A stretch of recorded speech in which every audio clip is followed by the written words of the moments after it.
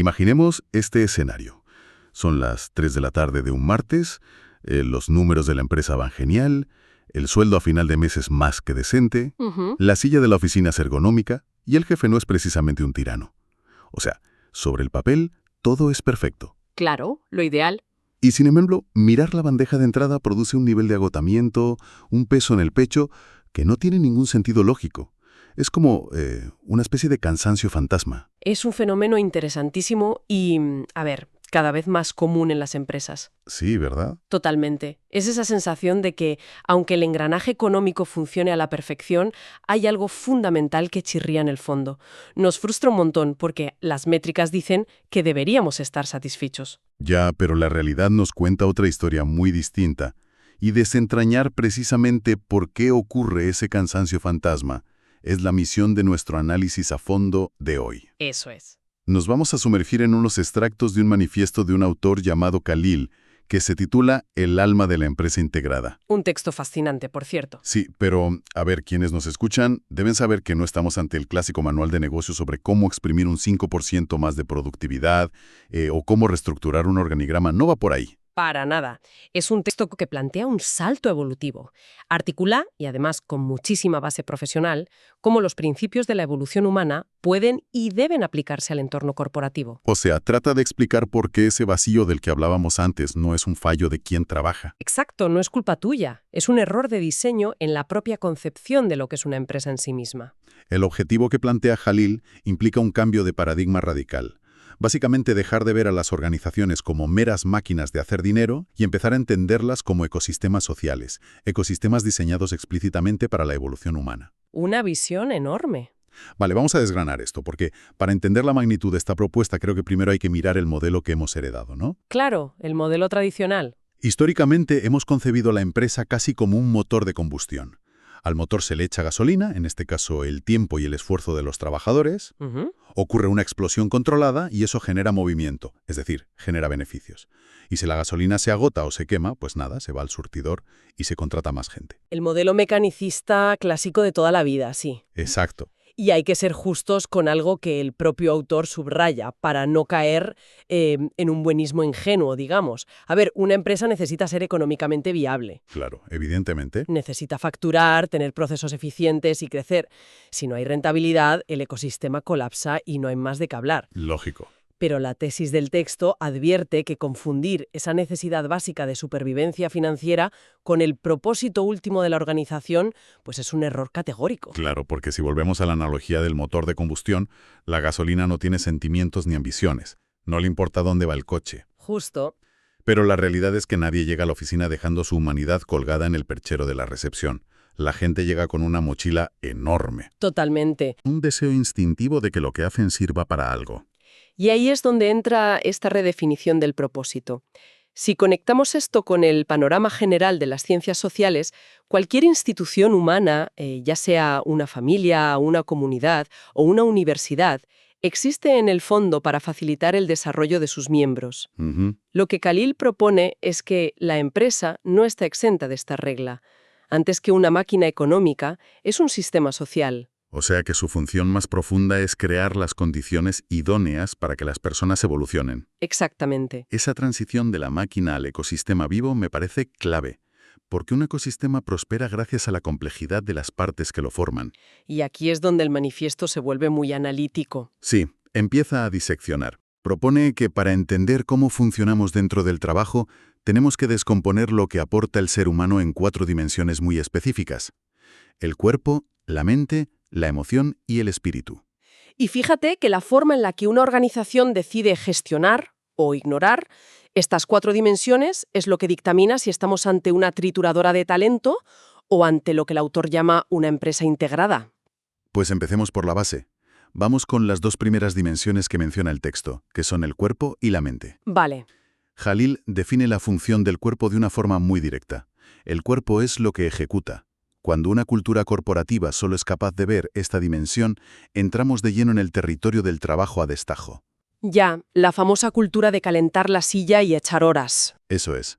Es una visión donde lo único que se contabiliza es la presencia física y el esfuerzo muscular o mecánico. Claro. Si la empresa te ve solo como un cuerpo, Tu valor es directamente proporcional a tu resistencia al agotamiento. Qué horror, la verdad. Sí, por suerte, la evolución de la economía nos empujó hacia la segunda dimensión, que es la mente. Y la mente, según las palabras del manifiesto, es la que ordena. Esto supuso un cambio brutal, porque de repente ya no se trata de cuántos tornillos puedes apretar por minuto. No, se trata de tu capacidad para diseñar una máquina que apriete esos tornillos sola. Exacto.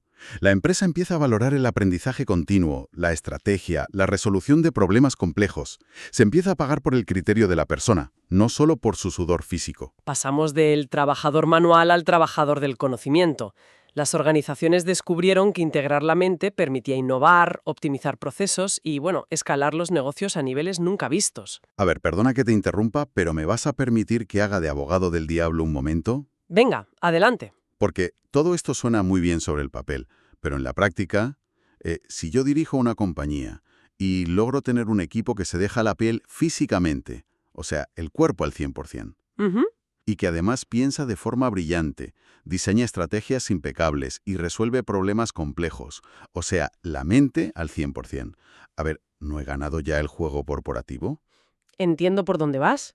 Es que en la cultura actual, tener una plantilla de gente inteligentísima, trabajando muy duro, parece el estándar absoluto del éxito. ¿Por qué el texto nos dice que esto es quedarse a medias? Es una objeción totalmente válida. Y de hecho, es la trampa en la que caen el 90% de las empresas modernas hoy en día. ¿Una trampa? Sí, porque quedarse solo en el cuerpo y la mente crea una especie de ilusión óptica de plenitud. La empresa parece que funciona, factura, saca productos al mercado. Claro, van como un tiro. Ya, pero es un sistema extremadamente frágil a medio y largo plazo. Pero, ¿frágil? ¿En qué sentido? Si tengo mentes brillantes ejecutando a la perfección... Frágil porque carece de los mecanismos para gestionar la fricción que es inherente a las relaciones humanas. Ah, vale. Piénsalo. Si tienes a 10 personas brillantes y trabajadoras en una sala, pero no tienen las herramientas para gestionar sus egos o sus miedos a equivocarse o cómo manejan los desacuerdos, todo ese potencial intelectual y físico termina chocando entre sí. Claro, se sabotean. Exacto. Funcionalidad no es sinónimo de integridad. Y esa fricción constante, esa falta de lubricante social, por así decirlo, es lo que genera el desgaste que nos obliga a mirar hacia las dos dimensiones que faltan. Entendido. Entonces, si el cuerpo y la mente nos llevan hasta el límite de la funcionalidad, pero nos dejan totalmente expuestos cuando hay conflicto humano, asumo que ahí entran los dos eslabones perdidos del manifiesto, la emoción y el espíritu. Así es. Hablemos de la emoción. El texto dice que la emoción conecta. Y a mí me alivia muchísimo ver cómo Khalil aborda esto, la verdad, porque huye totalmente de la típica positividad tóxica de oficina. Sí, no se trata de obligar a nadie a sonreír a todas horas, ni de poner futbolines o puffs en la sala de descanso y ya está. Su aproximación a la emoción es muy quirúrgica y pragmática. Aquí es donde se pone realmente interesante la cosa. Pensemos en la emoción no como un abrazo grupal antes de empezar a trabajar, sino como si fuera el sistema de diagnóstico, el software debugger de la empresa. Me gusta esa analogía.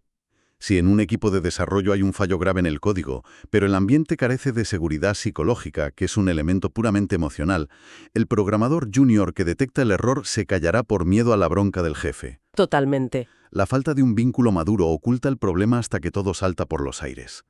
Por eso el autor hace tanto hincapié en que la dimensión emocional es la única que permite tener conversaciones difíciles. Ese ejemplo ilustra perfectamente la mecánica de la emoción en el trabajo. La capacidad de mirarse a los ojos y decir, oye, esta estrategia nos está llevando al desastre. O siento que mi trabajo no está siendo valorado. Claro, eso requiere valentía. Y no surge del intelecto, surge de la confianza. Si el pilar de la emoción no está integrado en la cultura de la empresa, esas conversaciones difíciles se transforman enseguida en cotilleos de pasillo, en resentimiento acumulado y eventualmente en fugas de talento. La gente se acaba yendo, lógicamente. Claro. La emoción es la infraestructura sobre la que se construye la verdadera colaboración. Lo cual nos deja en la puerta de la cuarta dimensión, que sospecho que es la que más cejas puede levantar en una sala de juntas, de directivos.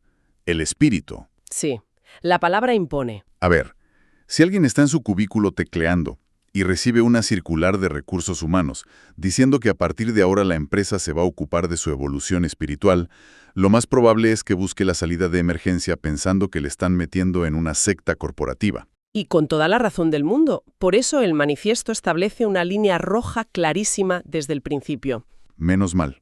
No hay ninguna connotación esotérica, mística o religiosa aquí. Cero. Cuando el texto habla de espíritu, en este entorno integrado, se refiere estrictamente a la dimensión del propósito, al sentido a largo plazo y a la dirección moral. O sea, si la mente ordena y la emoción conecta, el espíritu es lo que orienta, es la brújula. Exacto, la brújula que te dice hacia dónde vas. Vale, entiendo el concepto filosófico, pero ¿cómo se traduce esto en la mecánica del día a día? Quiero decir, ¿cómo opera el espíritu en una decisión pura y dura de negocios? Pues veámoslo con un escenario muy práctico. Imaginemos a un director de departamento que está a punto de cerrar el trimestre. Vale, Si presiona a su equipo para que trabaje todo el fin de semana, logrará aumentar el margen de beneficio en un 2%. Si operas solo desde la mente y el cuerpo, la decisión es obvísima. forzar la máquina para alcanzar el pico de rentabilidad, claro. Justo. Sin embargo, si esa empresa ha integrado la dimensión del espíritu, el marco de decisión cambia por completo. El director entiende que quemar al equipo por un pequeño rédito a corto plazo atenta contra el propósito a largo plazo. ¿Qué sería mantener un ecosistema sano y sostenible? Eso es. El espíritu es lo que le permite a ese director renunciar a ese 2% hoy para garantizar el compromiso y la integridad humana de su equipo mañana. Ah, o sea que el espíritu actúa como un filtro de coherencia, modifica el para qué hacemos las cosas. Exactamente. Transformando el trabajo. Claro. Pasa de ser una mera transacción, eso de alquilo mi cerebro y mis manos tantas horas a cambio de una nómina, a convertirse en una vía de desarrollo. Los resultados económicos siguen siendo un hito necesario, por supuesto, pero dejan de ser el único objetivo que justifica cualquier tipo de atropello por el camino. Y esa coherencia es precisamente lo que separa a las empresas extractivas de las empresas evolutivas. El manifiesto nos lleva a una disyuntiva fascinante. A ver, ¿Qué ocurre realmente cuando decidimos ignorar toda esta complejidad humana y seguimos apostando por el modelo antiguo? entonces, ¿qué significa todo esto cuando sale mal? Porque el texto dedica una parte importante a desglosar el coste invisible de mantener la venda en los ojos, de ignorar la emoción y el espíritu. Se llama coste invisible precisamente porque no tiene una casilla asignada en la hoja de Excel de fin de año. Pero se paga. Vaya si se paga. Tiene la capacidad de hundir proyectos enteros. El autor enumera consecuencias muy directas de intentar crecer corporativamente sin permitir que las personas crezcan a la vez. Habla de desconexión, de ansiedad, desgaste y, de forma muy destacada, de la fragmentación. La fragmentación. Detengámonos ahí un segundo porque me parece el concepto que mejor explica el agotamiento moderno. A ver cómo lo ves. La fragmentación ocurre cuando la empresa te obliga, aunque sea de forma implícita, a amputar una parte de tu identidad antes de cruzar la puerta de la oficina. Dejar el yo en casa. ¿Sí?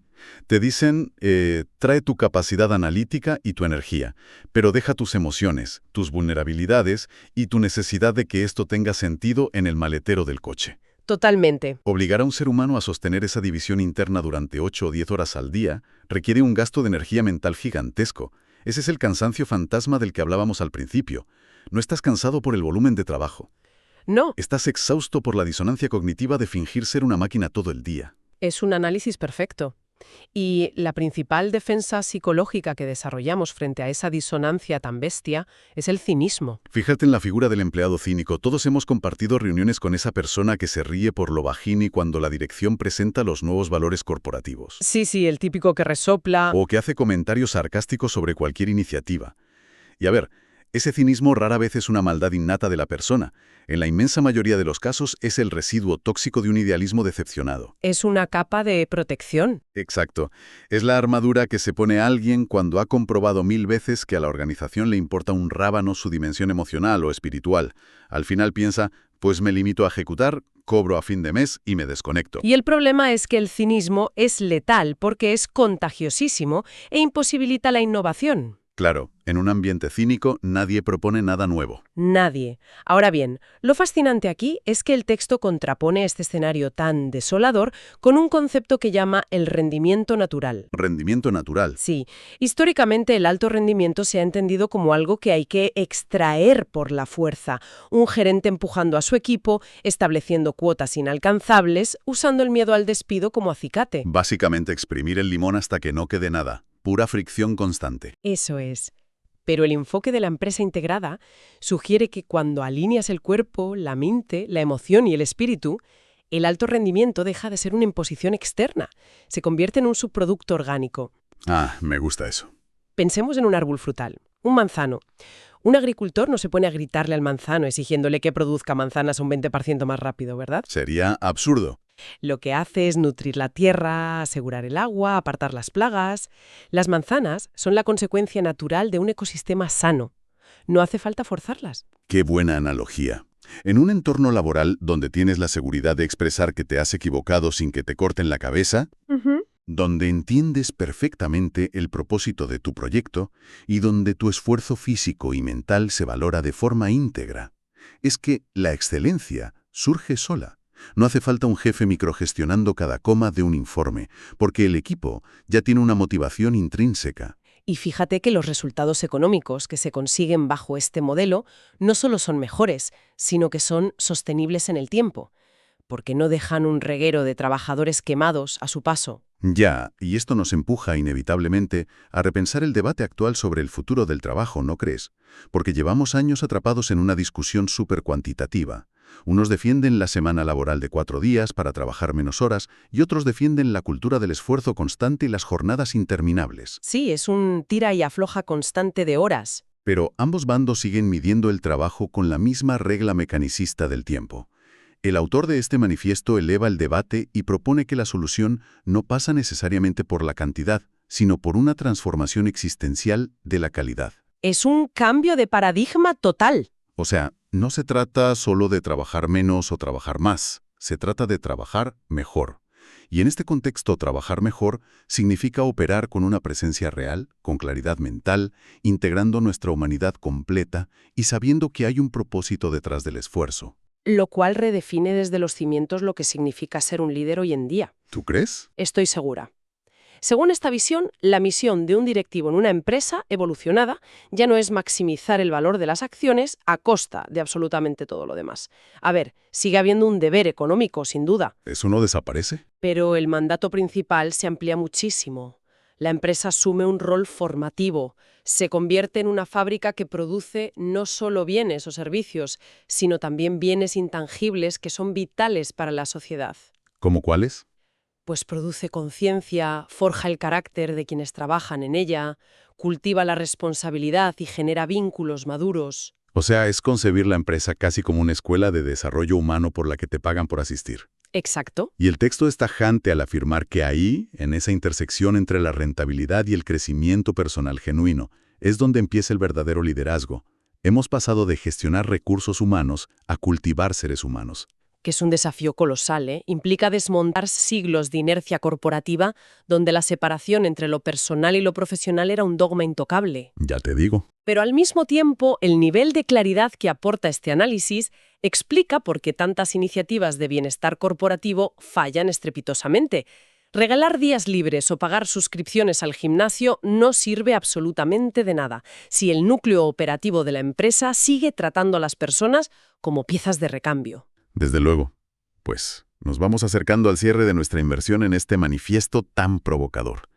Hemos desmontado el viejo motor de combustión que solo veía engranajes y horas, y hemos mapeado la anatomía de un ecosistema laboral que necesita integrar el cuerpo, la mente, la emoción y el espíritu para prosperar sin devorarse a sí mismo. Ha sido un análisis intenso. Sí. Hemos visto cómo la fragmentación genera ese cinismo agotador y cómo la coherencia dispara lo que el autor llama rendimiento natural. Ha sido un viaje desde la eficiencia más fría hasta la complejidad más humana, demostrando que al final no se puede separar el éxito de una organización del bienestar integral de las personas que la levantan cada mañana. Así que, para terminar, quiero lanzar una reflexión para quienes nos escuchan, basándonos en todo lo que hemos desgranado sobre el alma de la empresa integrada. A ver. Si asumimos que la frontera de la verdadera innovación corporativa no es implementar la última inteligencia artificial, sino crear un entorno que fomente la evolución del carácter, de la emoción y del espíritu de las personas que trabajan en ella, ¿cómo debería cambiar esto nuestra propia postura a la hora de buscar nuestro lugar en el mercado? Es una gran pregunta. Porque, piénsalo, la próxima vez que alguien se siente frente a un reclutador en una entrevista de trabajo, la tendencia natural, dictada por el modelo antiguo, será tratar de demostrar desesperadamente cuánto puede exprimir su cuerpo y su mente para agradar a la empresa, ¿no? Es lo que hacemos todos, claro. Pero si realmente hemos interiorizado este cambio de paradigma del que hemos hablado hoy, ¿no deberíamos empezar a darle la vuelta a esa dinámica? Sería lo lógico. ¿No deberíamos ser nosotros quienes evaluemos a la organización, mirándoles a los ojos para preguntarles, díganme, más allá del salario y de los objetivos de ventas, ¿qué plan concreto tiene esta empresa para hacerme evolucionar como ser humano? Sería una revolución, desde luego. Ahí queda la pregunta.